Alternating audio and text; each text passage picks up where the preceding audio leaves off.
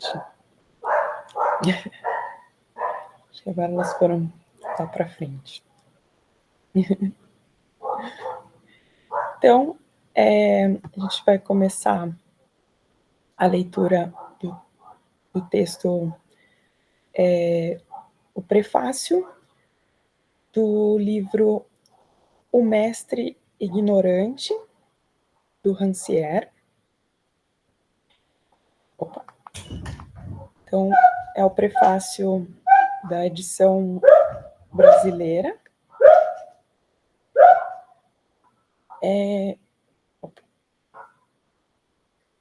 Qual o sentido de propor ao leitor brasileiro, deste início de terceiro milênio, a história de Joseph Jacotot? Seja em aparência, a história de um extravagante pedagogo francês dos inícios do século XIX. Mas haveria já qualquer sentido em propô-la 15 anos mais cedo aos cidadãos da França, apesar de tudo, supostamente apaixonada por tudo quanto é a antiguidade nacional. A história da pedagogia, de certo, conhece suas extravagâncias. E estas, por tanto quanto se devem à própria estranheza da relação pedagógica, foram frequentemente mais instrutivas do que as proposições mais racionais. No entanto, no caso de Joseph Jacotot, o que está em jogo é bem mais do que apenas um artigo entre tantos no grande museu de curiosidades pedagógicas, pois trata-se aqui de uma voz solitária que, em um momento vital da constituição dos ideais, das práticas e das instituições que ainda governam nosso presente, ergueu-se como uma dissonância inaudita, como uma dessas dissonâncias a partir das quais não se pode mais construir qualquer harmonia da instituição pedagógica e que, portanto, é preciso esquecer para poder continuar a edificar escolas, programas e pedagogias, mas também como uma dessas dissonâncias que, em certos momentos, talvez seja preciso escutar ainda para que o ato de ensinar jamais perca inteiramente a consciência dos paradoxos que lhe fornecem sentido.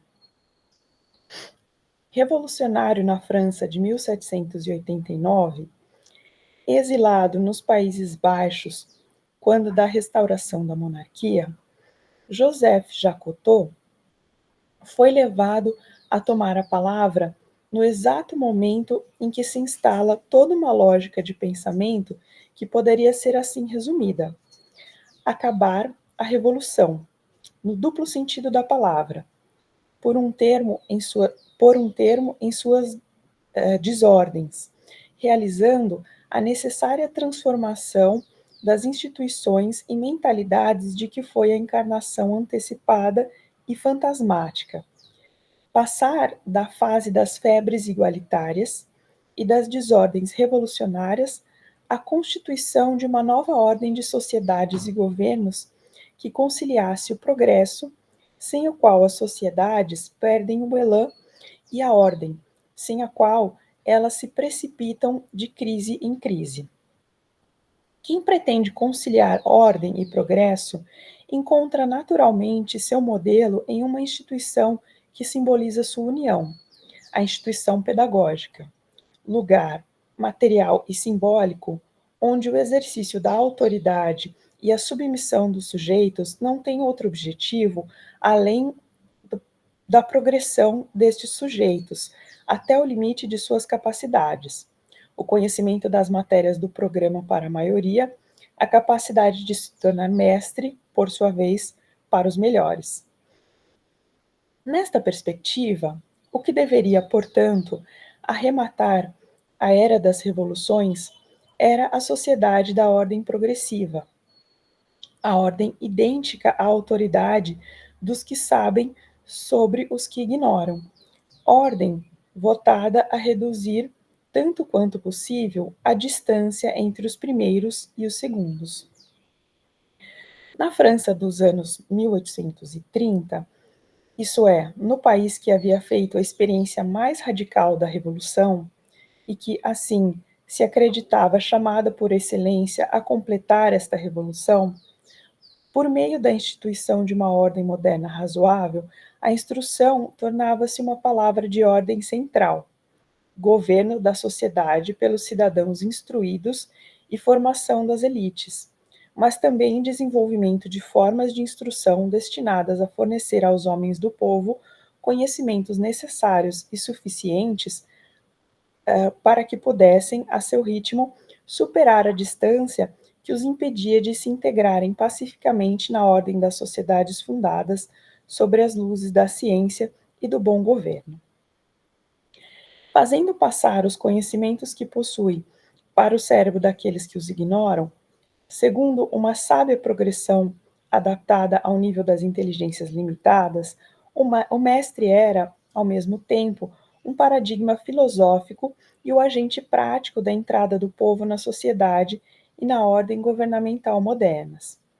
Esse paradigma pode servir para pedagogos mais ou menos rígidos ou para liberais, mas estas diferenças não desmerecem em nada a lógica do conjunto do modelo, que atribui ao ensino a tarefa de reduzir tanto quanto possível a desigualdade social, reduzindo a distância entre os ignorantes e o saber.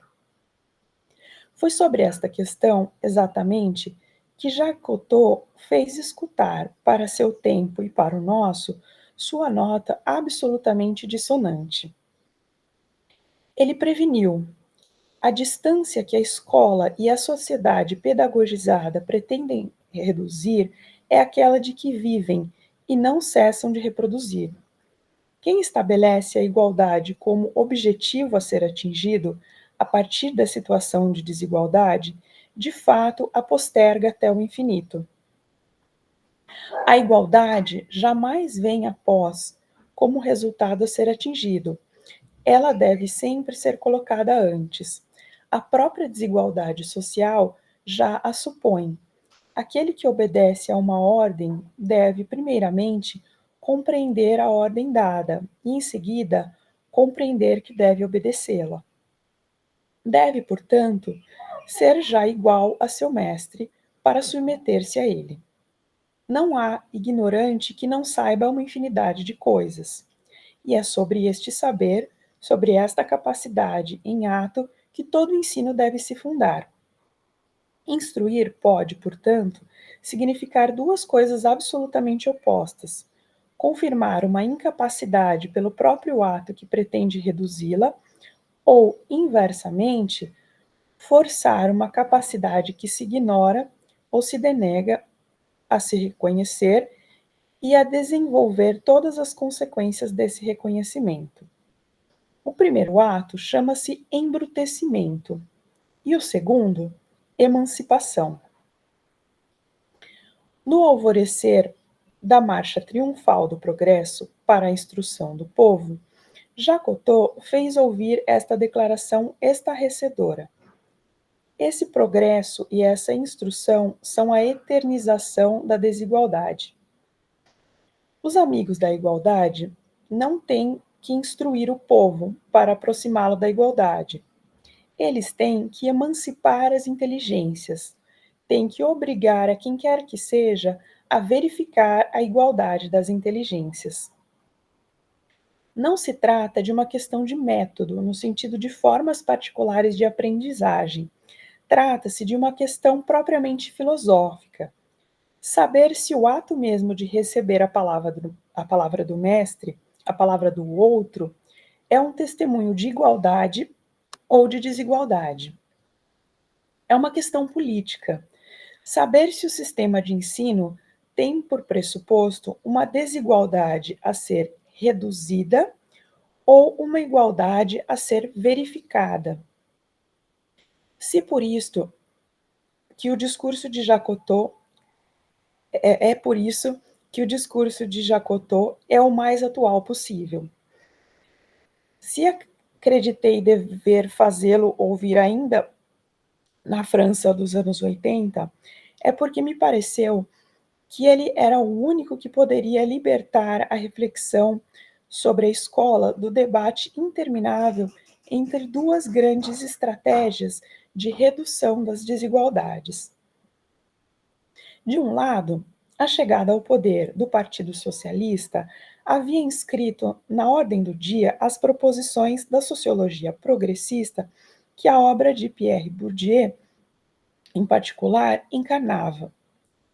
Esta obra, como se sabe, instalava no âmago da desigualdade escolar a violência simbólica imposta por todas as regras tácitas do jogo cultural, que asseguram a reprodução dos herdeiros e a autoeliminação dos filhos das classes populares. Mas ela retira dessa situação, e segundo a própria lógica do progressivismo, duas consequências contraditórias. Por um lado, ela propõe a redução da desigualdade pela explicação das regras do jogo e pela racionalização das formas de aprendizagem.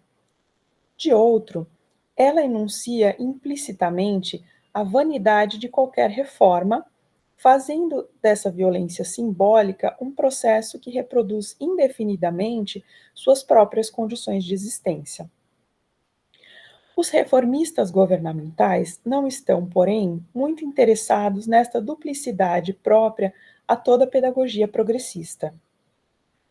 Da sociologia de Pierre Bourdieu, eles extraíram, portanto, um programa que visava reduzir as desigualdades da escola, reduzindo a parte que cabia à grande cultura legítima, tornando-a mais convivial, mais adaptada à sociabilidade das crianças das camadas desfavorecidas, isto é, essencialmente, dos filhos de imigrantes.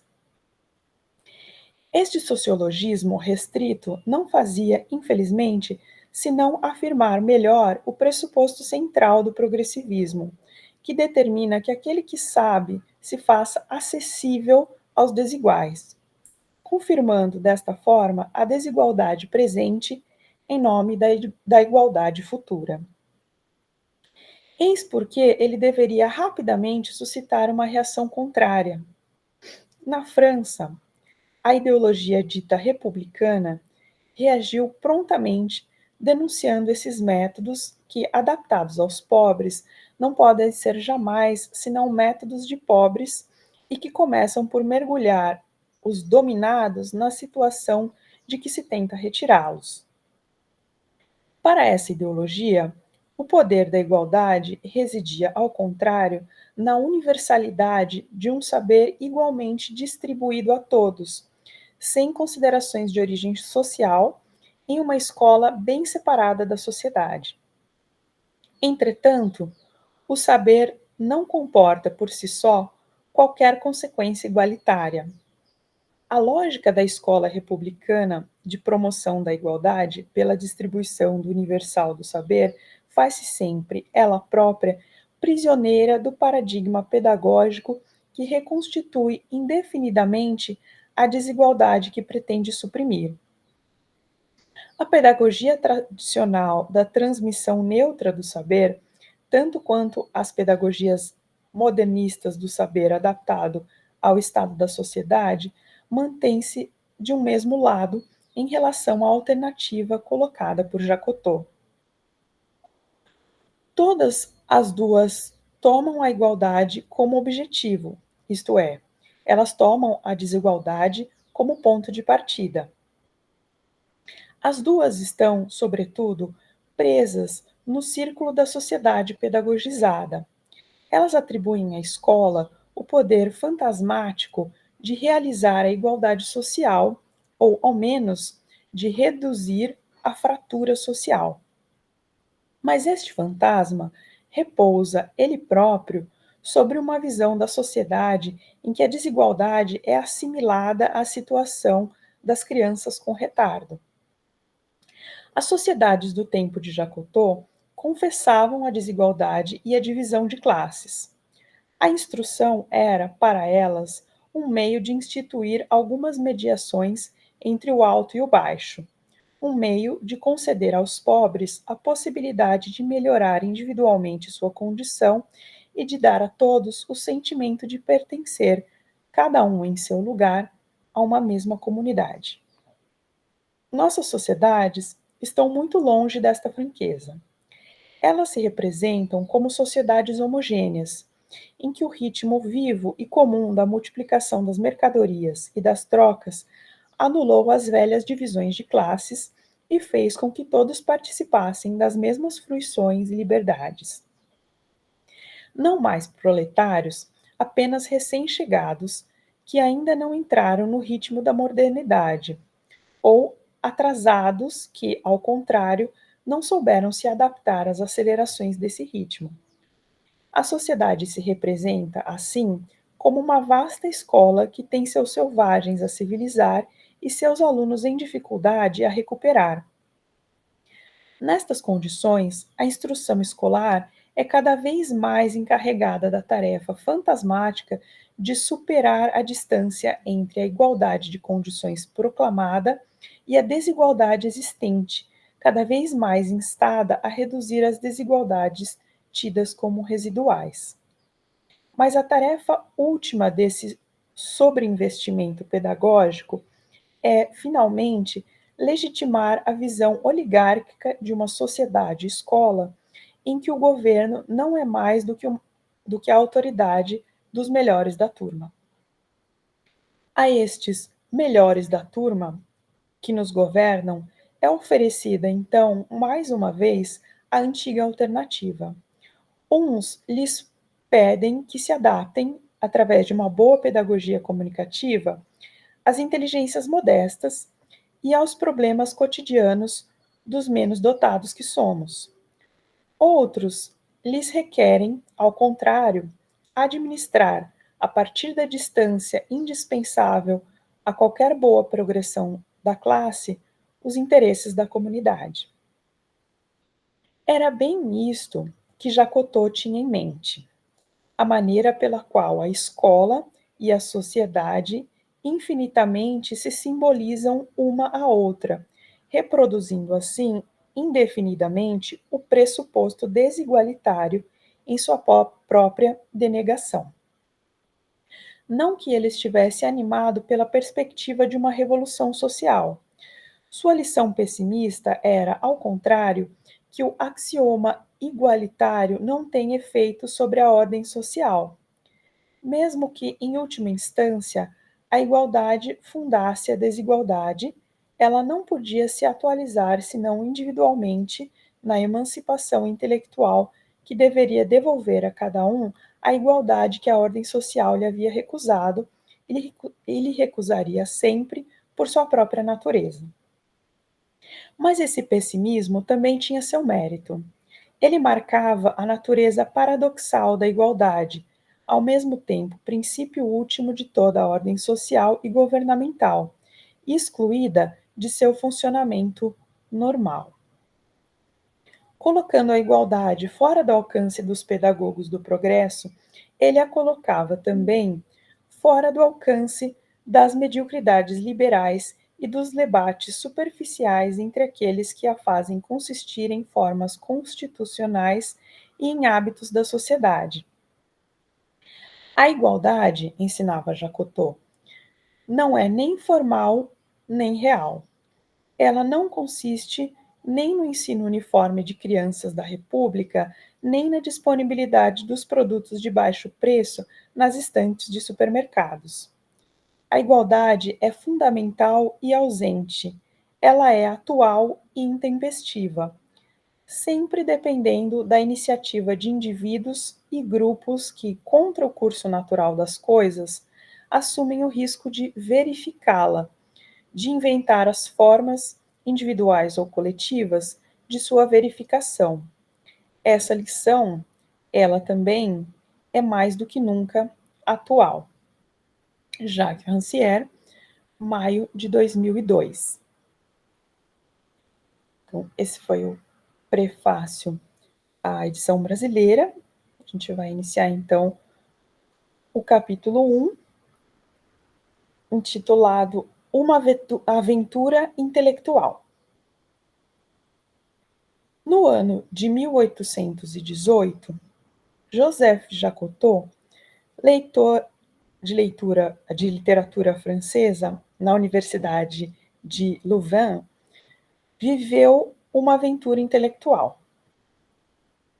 Uma longa e movimentada carreira deveria, no entanto, tê-lo resguardado das surpresas. 19 anos, comemorados em 1789. Ele, então, ensinava retórica em Dijon e se preparava para o ofício de advogado. Em 1792, havia servido como artilheiro nas tropas da República. Em seguida, a Convenção o teve sucessivamente como instrutor na seção das pólvoras, secretário do ministro da Guerra e substituto do diretor da Escola Politécnica.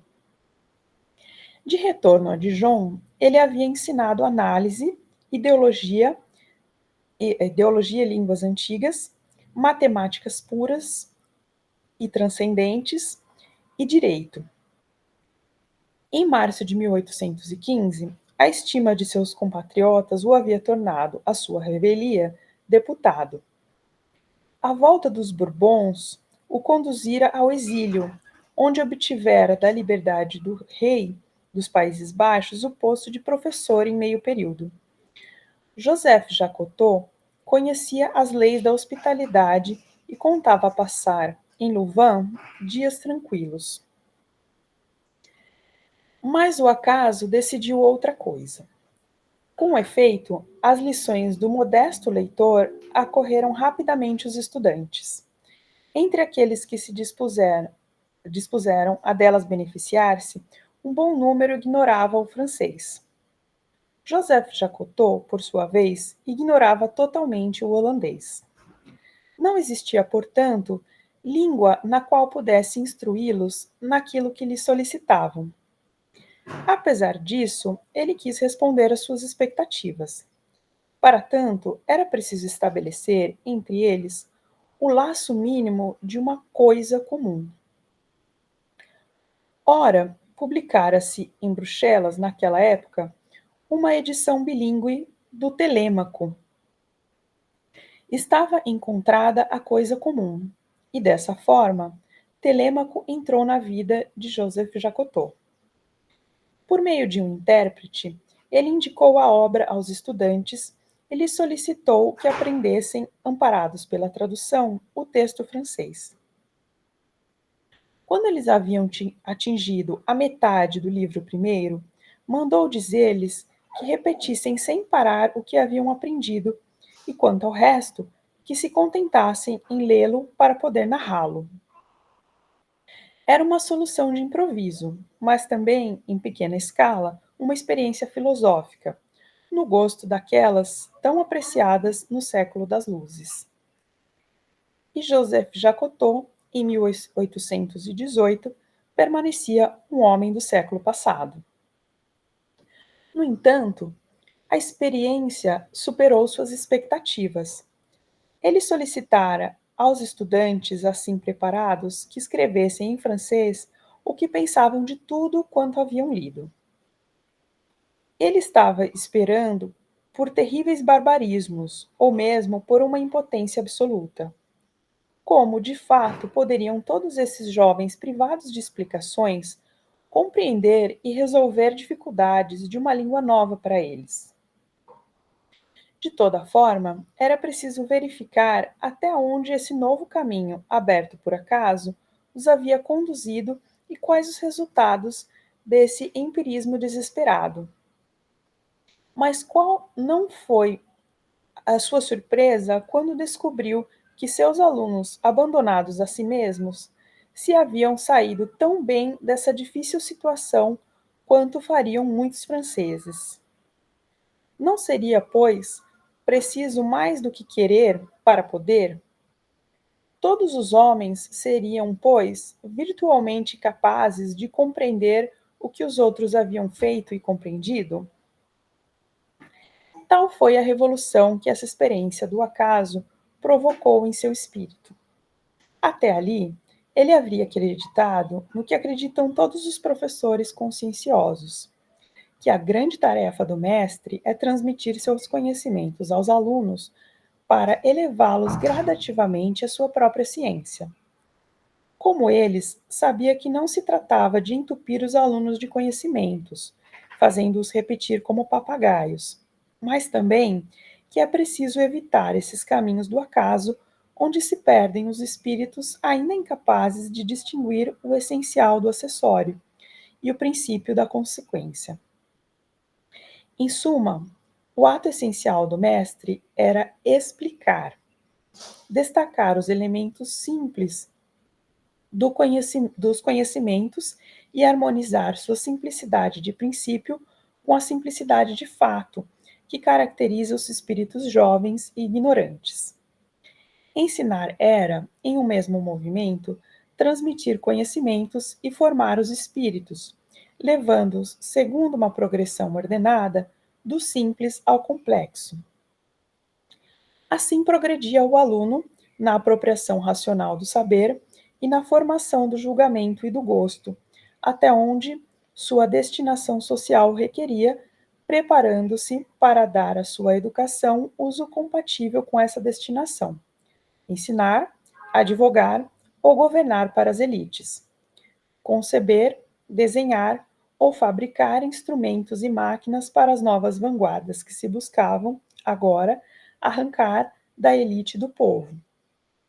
Fazer, na carreira das ciências, novas descobertas para os espíritos dotados desse gênio particular.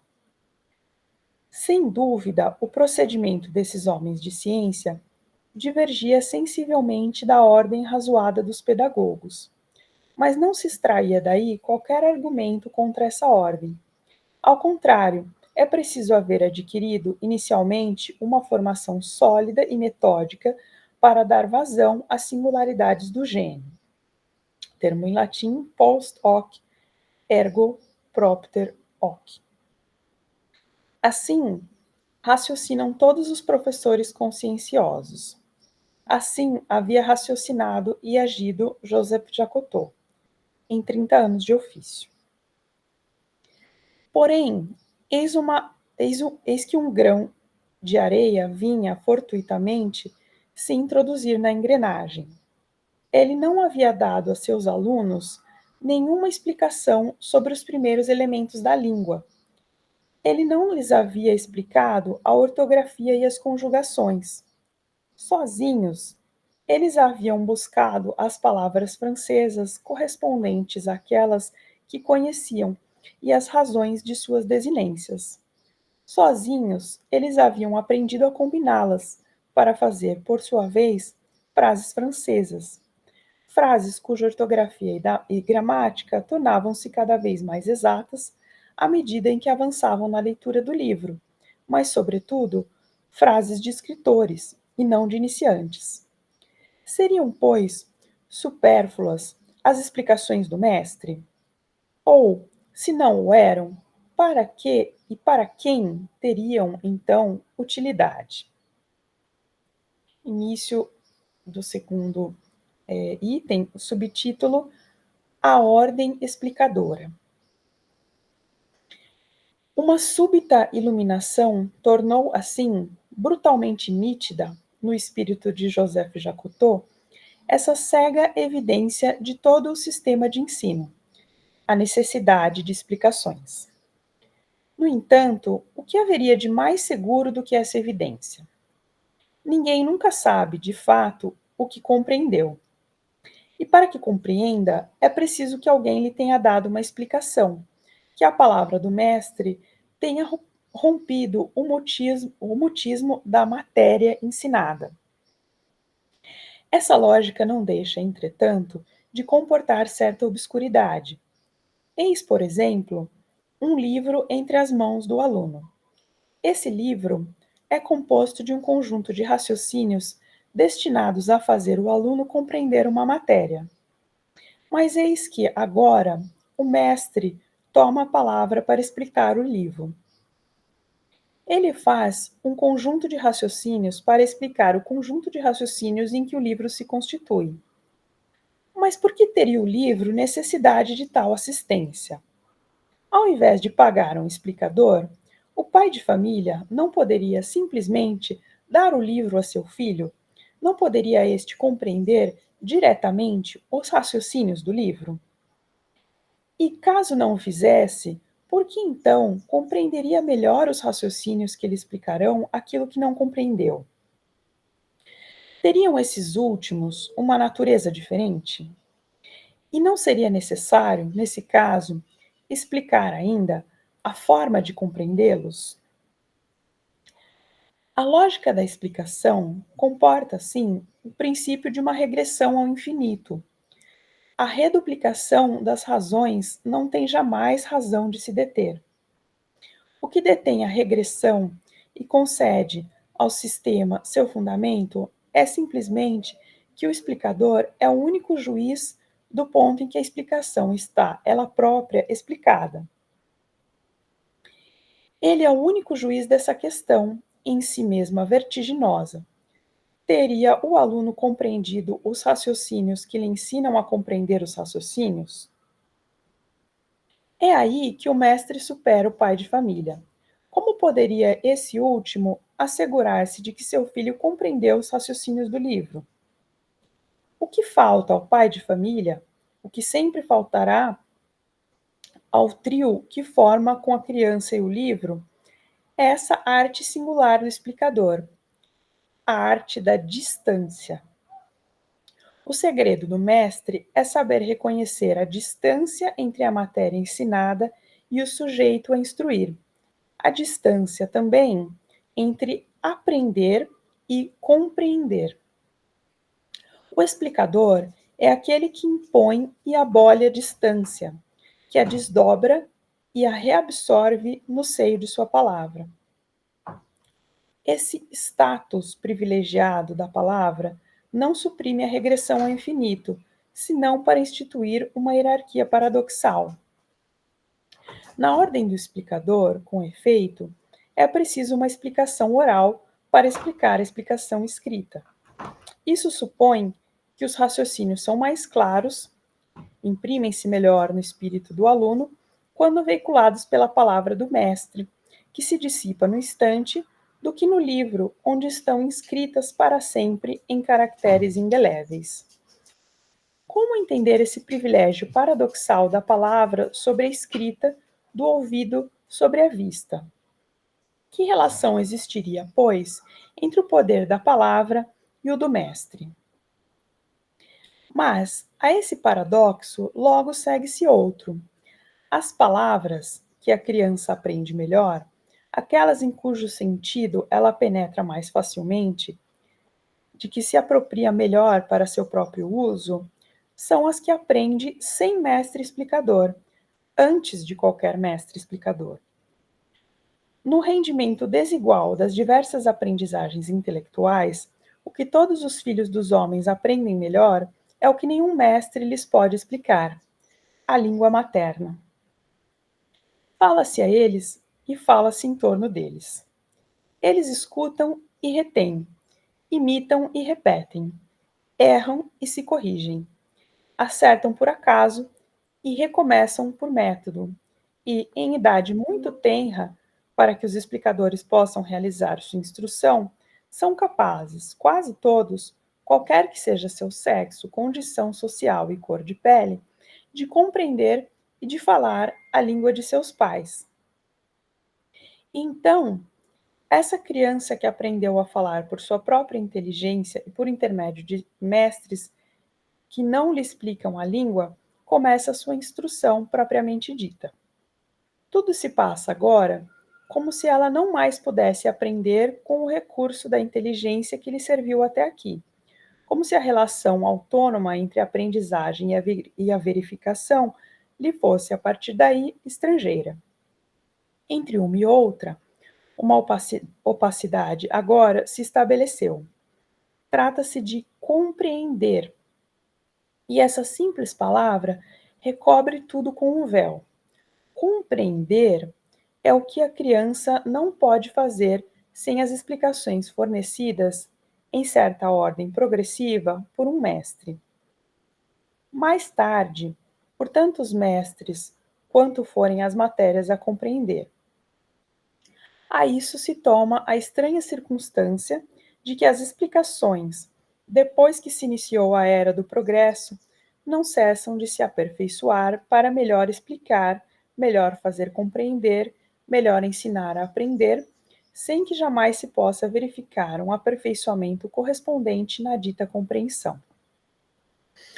Antes, pelo contrário, começa a erguer-se um triste rumor, que não mais deixará de se amplificar, de um contínuo declínio na eficácia do sistema explicativo, a carecer, evidentemente, de novo aperfeiçoamento para tornar as explicações mais fáceis de serem compreendidas por aqueles que não as compreendem. A revelação que acometeu Joseph Jacotot se relaciona ao seguinte: é preciso inverter a lógica do sistema explicador. A explicação não é necessária para socorrer uma incapacidade de compreender. É, ao contrário, essa incapacidade a ficção estruturante da concepção explicadora de mundo. É o explicador que tem necessidade do incapaz, e não o contrário.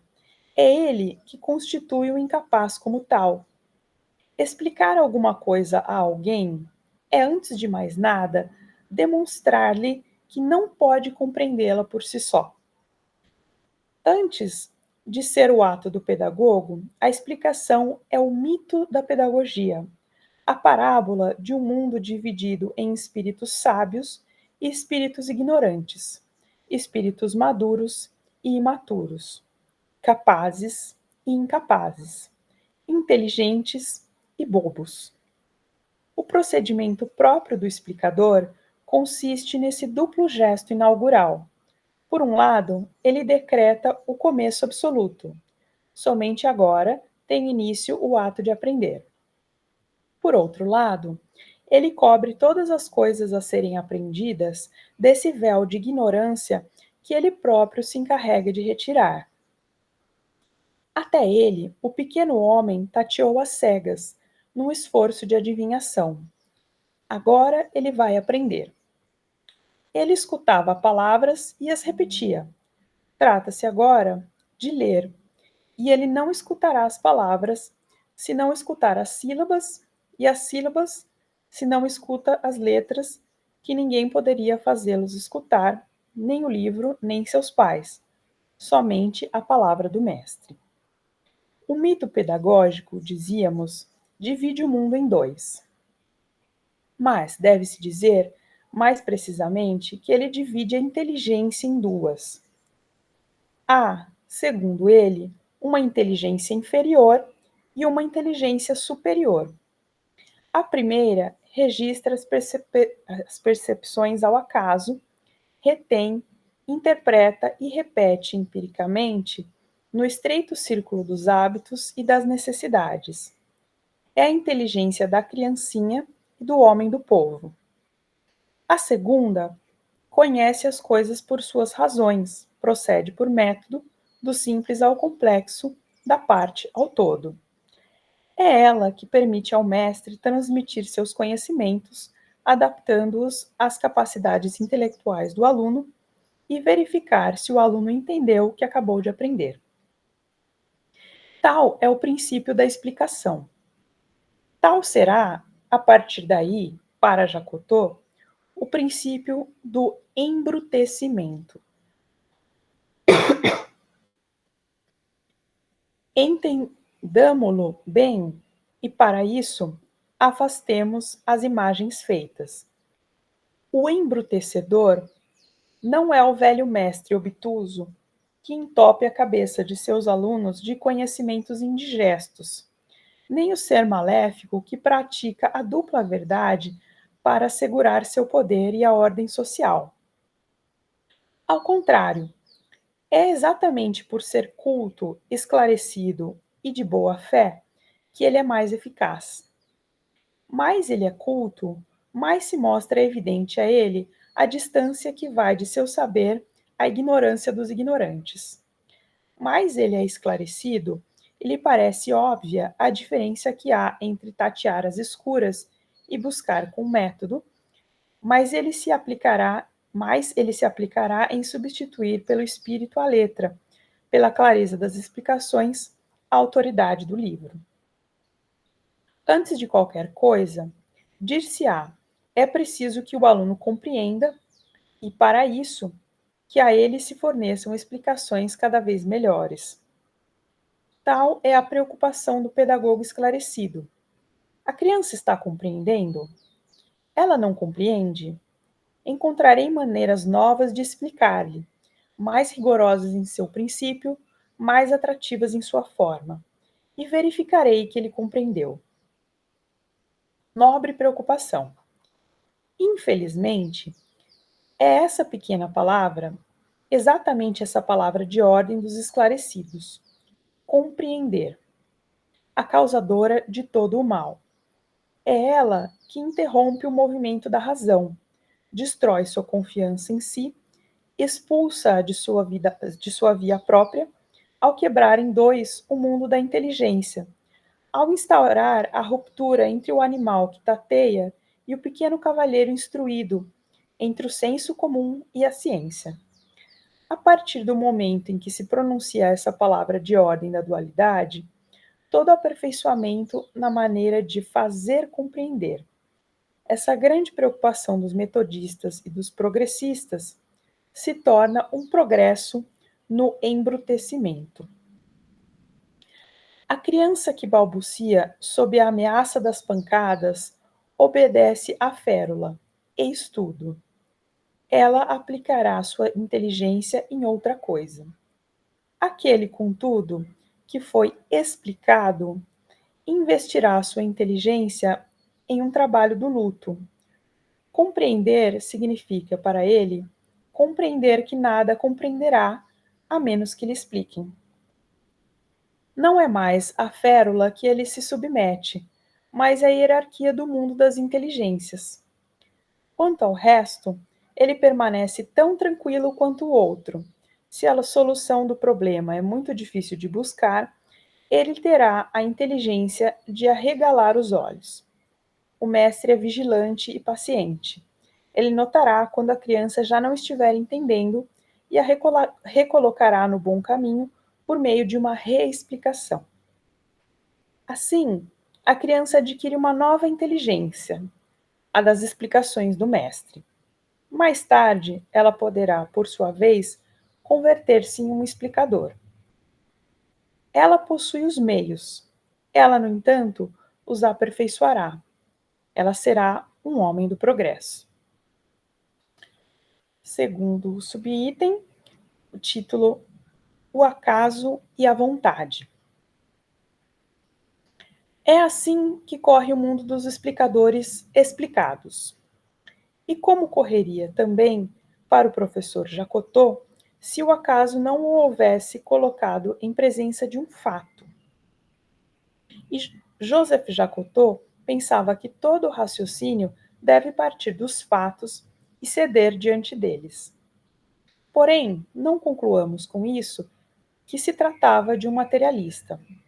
Ao contrário, como Descartes, que provava um movimento ao andar, mas também, como seu contemporâneo, o muito realista e religioso Mendebiran, ele tinha os fatos do espírito que age e que toma consciência de sua atividade como mais seguros do que qualquer coisa material.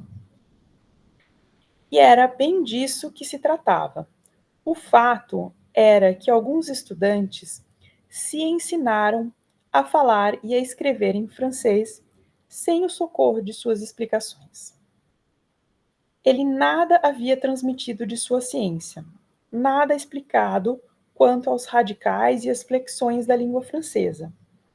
Ele nem mesmo havia procedido à maneira desses pedagogos reformadores que, como o preceptor do Emílio, perdem seus alunos para melhor guiá-los e balizam astuciosamente todo um percurso com obstáculos que precisam superar sozinhos. Ele os havia deixado sós com o texto de Fénelon uma tradução, nem mesmo interlinear, como era uso nas escolas, e a vontade de aprender o francês. Ele somente lhes havia dado a ordem de atravessar uma floresta cuja saída ignorava. A necessidade o havia constrangido a deixar inteiramente de fora sua inteligência, essa inteligência mediadora do mestre que une a inteligência impressa nas palavras escritas àquela do aprendiz. E, ao mesmo tempo, ele havia suprimido essa distância imaginária que é o princípio do embrutecimento pedagógico. Tudo se deu, a rigor, entre a inteligência de Fénelon, que havia querido fazer um certo uso da língua francesa, a do tradutor, que havia querido fornecer o equivalente em holandês, e a inteligência dos aprendizes, que queriam aprender a língua francesa. E ficou evidente que nenhuma outra inteligência era necessária. Sem perceber, ele os havia feito descobrir o que ele próprio com eles descobria.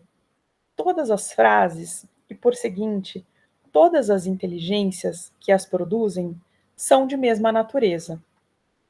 Compreender não é mais do que traduzir, isto é, fornecer o equivalente de um texto, mas não sua razão. Nada há atrás da página escrita, nenhum fundo duplo que necessite do trabalho de uma inteligência outra, a de um explicador. Nenhuma língua do mestre, nenhuma língua da língua, cujas palavras e frases tenham o poder de dizer a razão das palavras e frases de um texto. E disso os estudantes flamengos haviam fornecido a prova. Para falar do Telêmaco, eles não tinham à sua disposição senão as palavras do próprio Telêmaco. Bastam, portanto, as frases de Fénelon para aprender as frases de Fénelon e para dizer o que delas se compreendeu. Aprender e compreender são duas maneiras de exprimir o mesmo ato de tradução. Nada há aquém dos textos, a não ser a vontade de se expressar, isto é, de traduzir. Se eles haviam compreendido a língua ao aprender Fénelon, não era simplesmente pela ginástica que compara uma página à esquerda com uma página à direita. Não é a aptidão de mudar de coluna que conta, mas a capacidade de dizer o que se pensa nas palavras de outrem. Se eles haviam aprendido isso com Fénelon, é porque o ato de Fénelon, escritor, era, ele próprio, um ato de tradutor. Para traduzir uma lição de política em um relato legendário, Fénelon havia transposto, em francês do seu século, o grego de Homero, o latim de Virgílio e a língua, culta ou primitiva, de 100 outros textos, do conto infantil à história erudita. Ele havia aplicado a essa dupla tradução a mesma inteligência que eles empregavam, por sua vez, para relatar com frases de seu livro o que pensavam desse livro. Mas a inteligência que os fizera aprender o francês em Telêmaco era a mesma que os havia feito aprender a língua materna. Observando e retendo, repetindo e verificando, associando o que buscavam aprender àquilo que já conheciam, fazendo e refletindo sobre o que haviam feito. Eles haviam procedido como não se deve proceder, como fazem as crianças, por adivinhação. E a questão, assim, se impunha: não seria necessário inverter a ordem admitida dos valores intelectuais?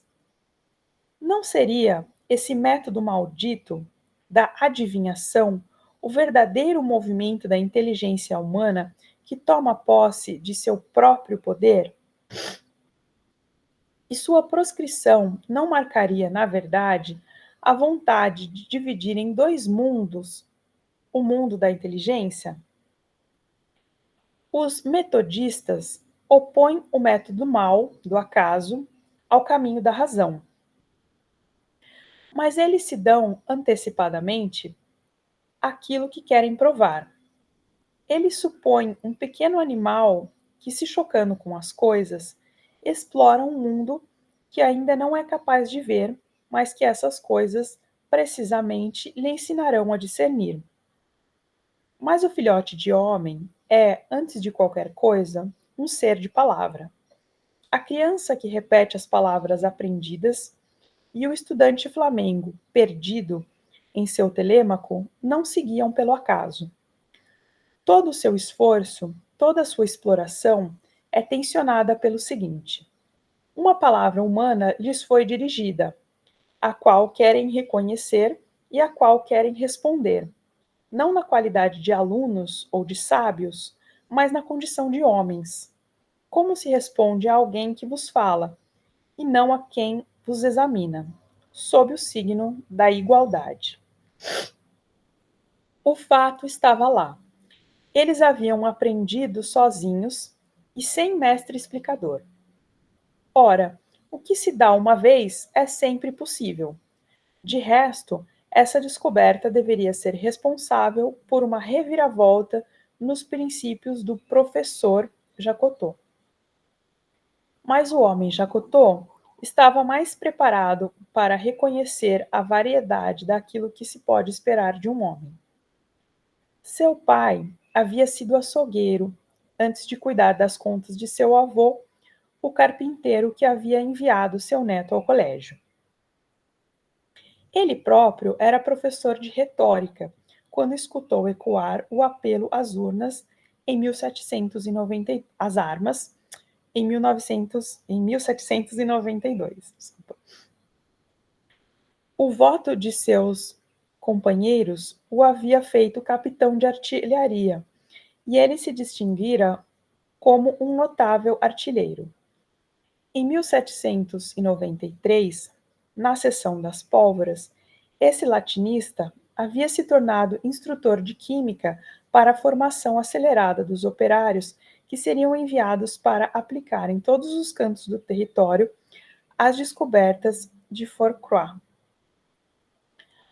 Na casa desse mesmo Fourcroy, ele havia conhecido Vauquelin, filho de camponês que se dera uma formação em química às escondidas de seu patrão. Na escola politécnica, ele tinha visto chegar jovens que comissões improvisadas haviam selecionado, com base no duplo critério de vivacidade de espírito e de patriotismo. E ele os havia visto tornarem-se muito bons matemáticos, menos pela matemática que Monge ou Lagrange lhes explicava, do que por aquela que praticavam diante deles. Ele próprio havia, aparentemente, aproveitado suas funções administrativas para construir uma competência de matemático, que mais tarde exerceria na Universidade de Dijon. Assim como havia acrescentado o hebraico às línguas antigas que ensinava e composto um ensaio sobre a gramática hebraica.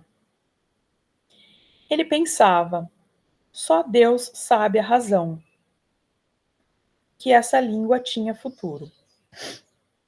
Enfim, ele havia construído para si, a contragosto, mas com maior rigor, uma competência de representante do povo. Em suma, ele sabia que a vontade dos indivíduos e o perigo da pátria poderiam fazer nascer capacidades inéditas em circunstâncias em que a urgência obrigava a queimar as etapas da progressão explicativa. Ele pensava que este estado de exceção, comandado pelas necessidades da nação, em nada diferia, em seu princípio, da urgência que rege a exploração do mundo pela criança, ou dessa outra exigência que rege a via singular dos sábios e dos inventores. Por meio da experiência da criança, do sábio e do revolucionário, o método do acaso, praticado com sucesso pelos estudantes flamengos, revelava seu segundo segredo. Esse método da igualdade era, antes de mais nada, um método da vontade. Podia-se aprender sozinho e sem mestre explicador quando se queria, pela tensão de seu próprio desejo ou pelas contingências da situação. Próximo subitem, título: O Mestre Emancipador.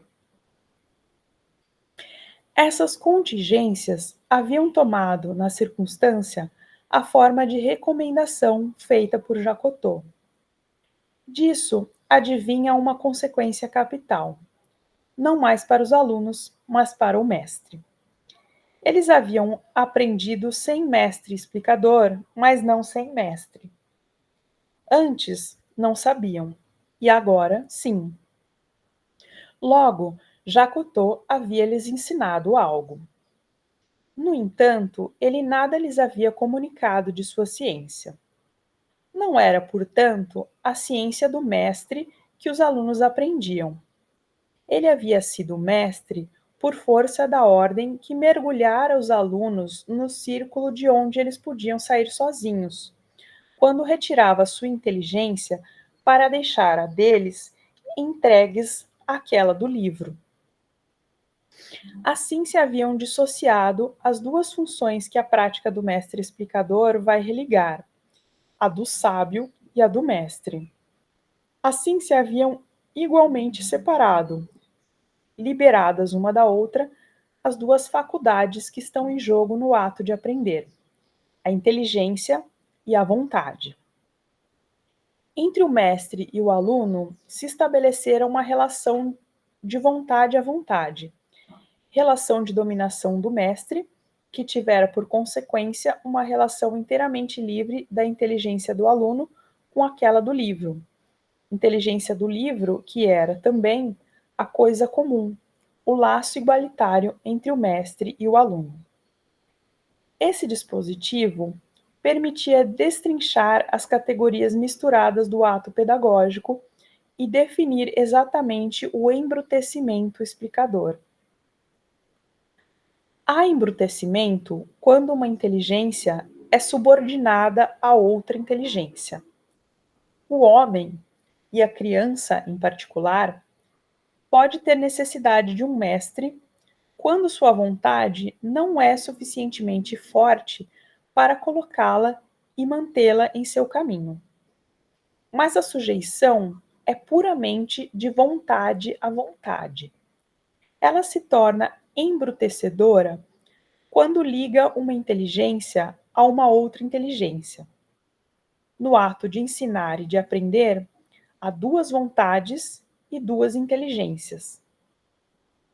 Chamar-se-á embrutecimento a sua coincidência. Na situação experimental criada por Jacotot, o aluno estava ligado a uma vontade, a de Jacotot, e a uma inteligência, a do livro, inteiramente distintas. Chamar-se-á emancipação a diferença conhecida e mantida entre as duas relações, o ato de uma inteligência que não obedece senão a ela mesma, ainda que a vontade obedeça a uma outra vontade.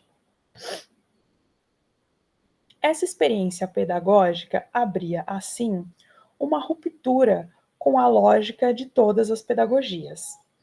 A prática dos pedagogos se apoia na oposição da ciência e da ignorância. Eles se distinguem pelos meios escolhidos para tornar sábio o ignorante, métodos duros ou suaves, tradicionais ou modernos, passivos ou ativos, mas cujo rendimento se pode comparar. Desse ponto de vista, poder-se-ia, numa primeira aproximação, comparar a rapidez dos alunos de Jacotot com a lentidão dos métodos tradicionais. Mas, na verdade, nada havia aí a comparar. O confronto dos métodos supõe um acordo mínimo no que se refere aos fins do ato pedagógico. transmitir os conhecimentos do mestre ao aluno. Ora, Jacotot nada havia transmitido. O método era, puramente, o do aluno.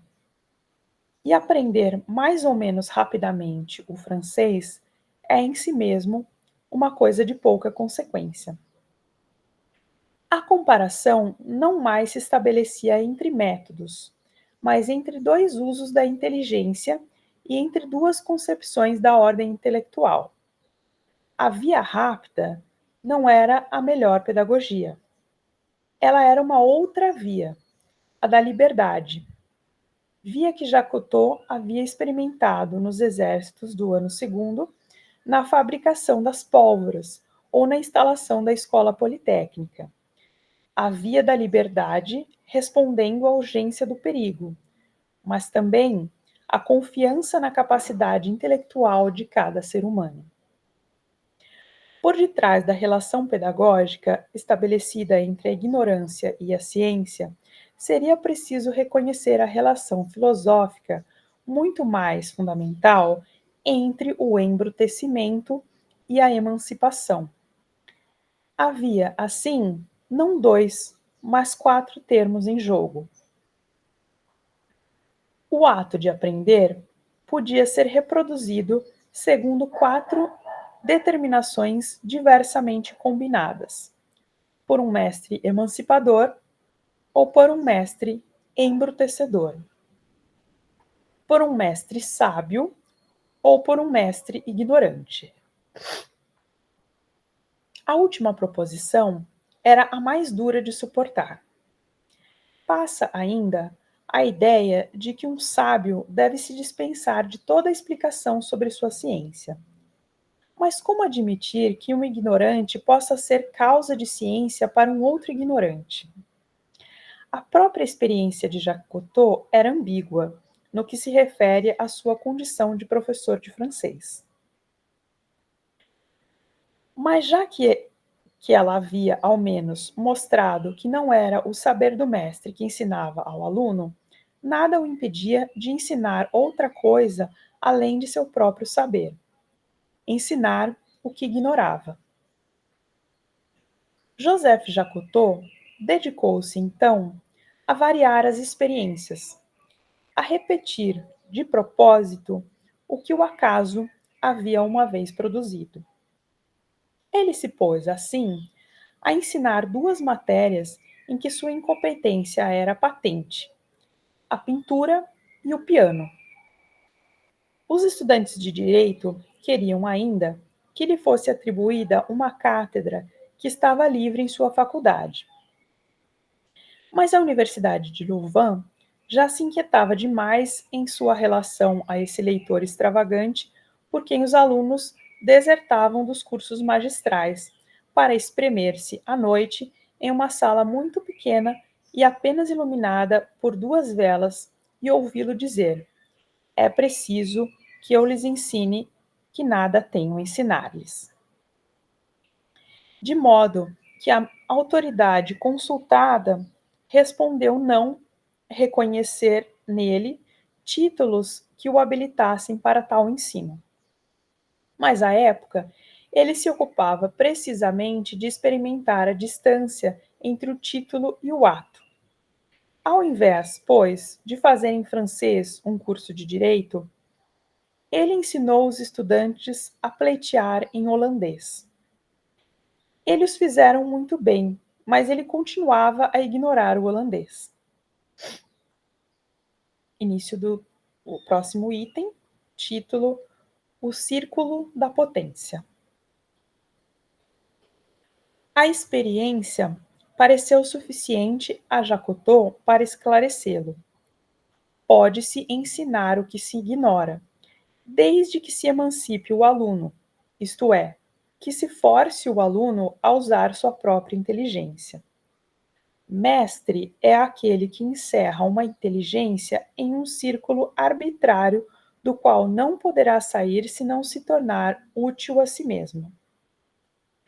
Para emancipar um ignorante, é preciso e suficiente que sejamos nós mesmos emancipados. Isso é, conscientes do verdadeiro poder do espírito humano. O ignorante aprenderá sozinho o que o mestre ignora. Se o mestre acredita que ele o pode e o obriga a atualizar sua capacidade, círculo da potência, homólogo a esse círculo da impotência que ligava o aluno ao explicador do velho método, que denominaremos, a partir daqui, simplesmente de o velho. Mas a relação de forças é bem particular. O círculo da impotência está sempre dado. Ele é a própria marcha do mundo social, que se dissimula na evidente diferença entre a ignorância e a ciência. O círculo da potência, quanto a ele, só vigora em virtude de sua publicidade, mas não pode aparecer senão como uma tautologia ou um absurdo. Como poderá o mestre sábio aceitar que é capaz de ensinar tão bem aquilo que ignora quanto o que sabe? Ele só poderá tomar essa argumentação da potência intelectual como uma desvalorização de sua ciência. E o ignorante, por sua vez, não se acredita capaz de aprender por si mesmo, menos ainda de instruir um outro ignorante.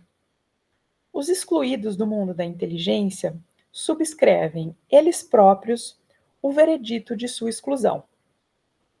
Em suma, o círculo da emancipação deve ser começado.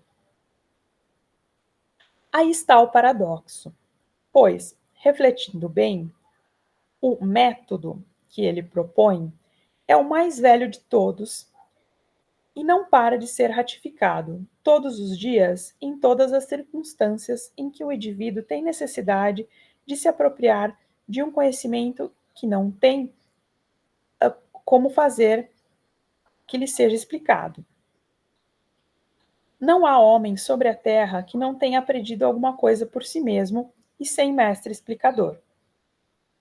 Chamaremos a essa maneira de aprender ensino universal. E poderemos afirmar o ensino universal existe, de fato, desde o começo do mundo, ao lado de todos os métodos explicadores. Esse ensino, por si só, formou, de fato, todos os grandes homens. Mas eis o que é estranho. Todo homem faz essa experiência 1000 vezes em sua vida, e, no entanto, jamais ocorreu a alguém dizer ao outro: aprendi muitas coisas sem explicações e creio que, como eu, também o podeis. Nem eu, nem quem quer que seja, havia pensado em empregar esse método para instruir os outros. Bastaria dizer à inteligência que dormita em cada um: age quod ages. Continua a fazer o que fazes. Aprende o fato, imita-o, conhece-te a ti mesmo, é a marcha da natureza. Repete metodicamente o método do acaso que te deu a medida de teu poder. A mesma inteligência está em ação em todos os atos do espírito humano. Este é, no entanto, o salto mais difícil. Quando necessário, todos praticam esse método, mas ninguém está pronto a reconhecê-lo. Ninguém quer enfrentar a revolução intelectual que ele implica. O círculo social, a ordem das coisas, proíbe que ele seja reconhecido pelo que é, o verdadeiro método pelo qual cada um aprende e pelo qual cada um descobre a medida de sua capacidade. É preciso ousar reconhecê-lo e prosseguir a verificação aberta de seu poder. Sem o que, o método da impotência, o velho, durará tanto quanto a ordem das coisas. Quem gostaria de começar?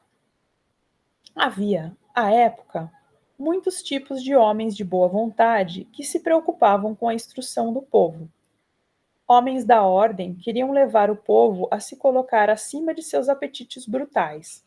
Homens de revolução queriam conduzi-lo à consciência de seus direitos. Homens de progresso desejavam, pela instrução, atenuar o abismo entre as classes. Homens de indústria sonhavam, por seu intermédio, conceder às melhores inteligências populares os meios de uma promoção social. Todas estas boas intenções encontravam um obstáculo. Os homens do povo têm pouco tempo, e menos ainda, dinheiro para investir nessa aquisição. Assim, procurava-se um meio econômico de difundir o mínimo de instrução julgada necessária e suficiente para, conforme o caso, realizar o aprimoramento das populações laboriosas. Entre os progressistas e os industriais, um método desfrutava, então, de grande reputação: o ensino mútuo. Ele permitia reunir em um vasto local um grande número de alunos, divididos em destacamentos, dirigidos pelos mais avançados entre eles, que eram promovidos à função de monitores. Desse modo, o mandamento e a lição do mestre irradiavam-se por intermédio desses monitores sobre toda a população a ser instruída. A perspectiva agradava aos amigos do progresso. É assim que a ciência se difunde, dos píncaros até as mais modestas inteligências. A felicidade e a liberdade a acompanham. Essa espécie de progresso, para Jacotot, cheirava a rédeas. Um carrossel aperfeiçoado, dizia ele. Ele sonhava com outra coisa, a título de ensino mútuo, que cada ignorante pudesse se fazer, para outro ignorante, um mestre que revelaria a ele seu poder intelectual. Mais exatamente, seu problema não era a instrução do povo. Instruem-se os recrutas que se engajam sob sua bandeira, os subalternos que devem poder compreender as ordens, o povo que se quer governar. A maneira progressiva, isto é, sem direito divino e somente segundo a hierarquia das capacidades. O problema era a emancipação. Que todo homem do povo pudesse conceber sua dignidade de homem, medir a dimensão de sua capacidade intelectual e decidir quanto a seu uso.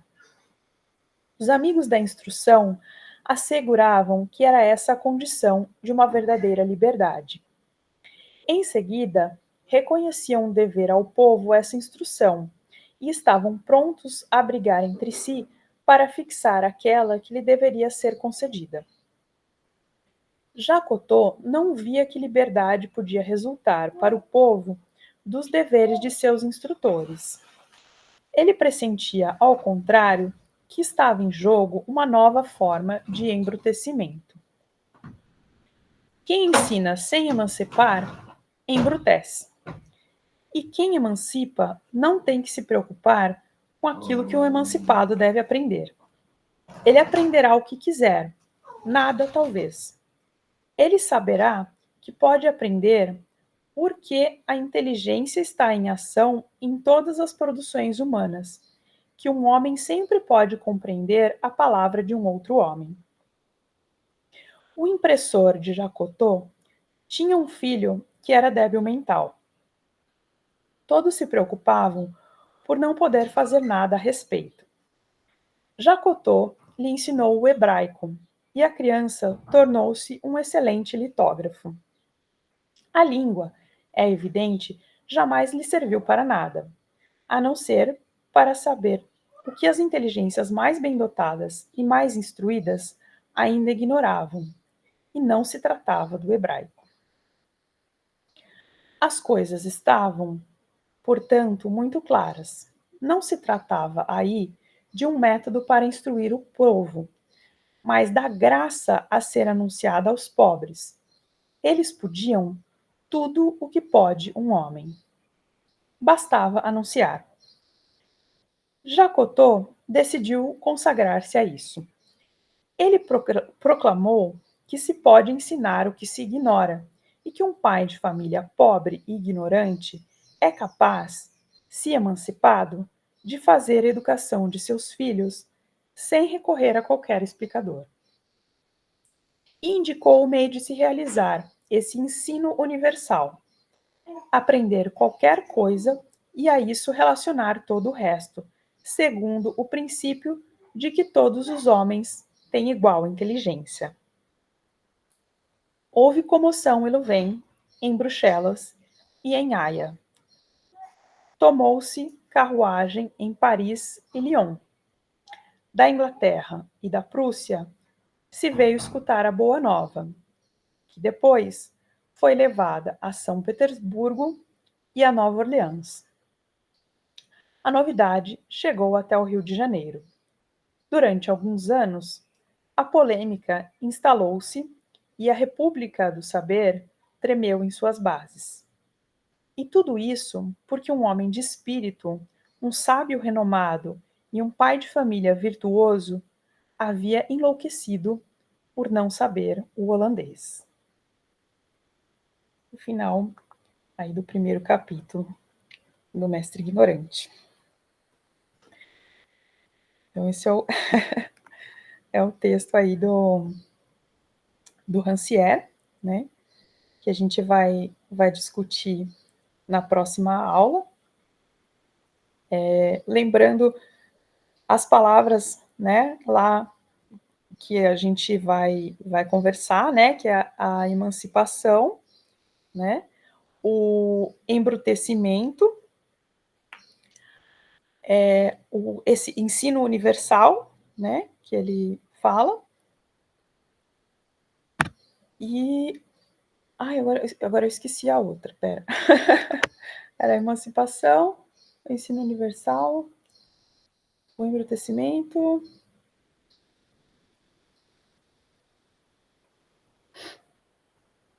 O Gidomar perguntou se pode, o Gidomar não, o Dagoberto, se pode botar no chat as palavras. Ah, sim, deixa eu colocar aqui. Então, emancipação, aqui, embrutecimento. Tem lá no Moodle, eu coloquei, eu acho que tá faltando uma aqui que eu tô me esquecendo. Deixa eu checar aqui só. Acho que eu coloquei aqui nas instruções para resenha 5, tem um aviso ali. Que isso, igualdade das inteligências. Deixa eu ver aqui. Opa. Igualdade das inteligências. Estava esquecendo dessa última. Então, a gente vai discutir, né, essas 4 questões que apareceram ali no texto. Você consegue rever. Quando a gente tiver aqui a gravação de hoje, eu disponibilizo, mando o link, né, para conseguir acessar, para conseguir rever, né, a leitura e a gravação. E aqui. E aí, então, a gente vai discutir, né, essa questão. Desculpa.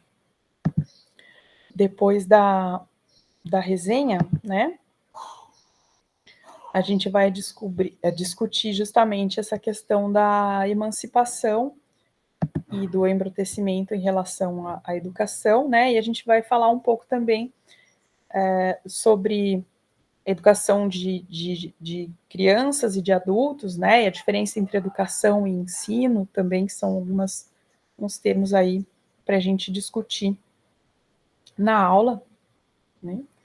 Aí, queria ouvir um pouquinho o que você achou do texto, o que você entendeu aí.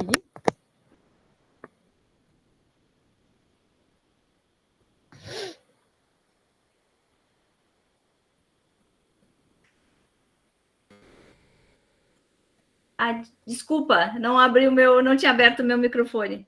Deixa eu fixar ele. Tem como fixar ele? Fixar aqui, opa. Deu. Aí. Não foi?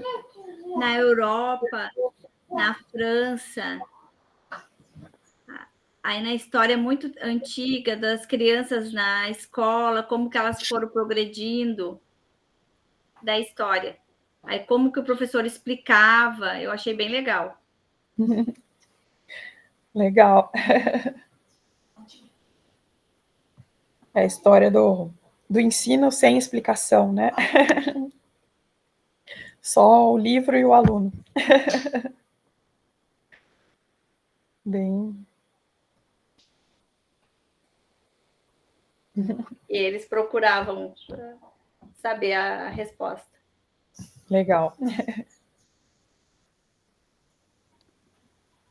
As frases, eles procuravam como que eles iam saber entender. Legal, então. Então, a gente discute mais na aula, conversa mais sobre o texto. Então, pode. Terça, né? Às 7. Terça-feira, isso. Terça-feira, às 7. Certinho? Então, até mais. Ah, obrigada. Obrigada, Já Ju. parar aqui a Só uma gravação. dúvida. O link da aula de terça vai ser esse mesmo ou vai ser outro? Esse mesmo. Tá. Tá bom? Certo. Obrigada.